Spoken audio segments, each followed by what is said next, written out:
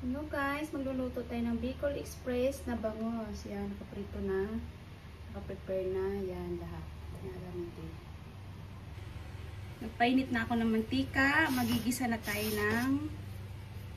Unahin natin yung luya. Grabe mga. Next, bawang. Next, onion, then kamatis,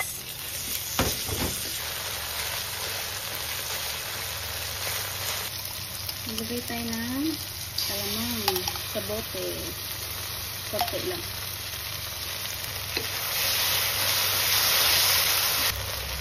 lagay natin yung gata.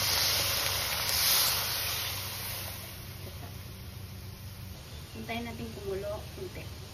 Lagay tayo ng paminta, asin, lagay natin ng ginseng.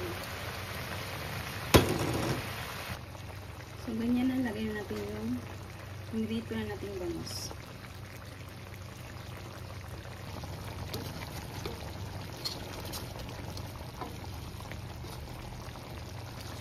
So, ito na yung Bicol Express na bangos.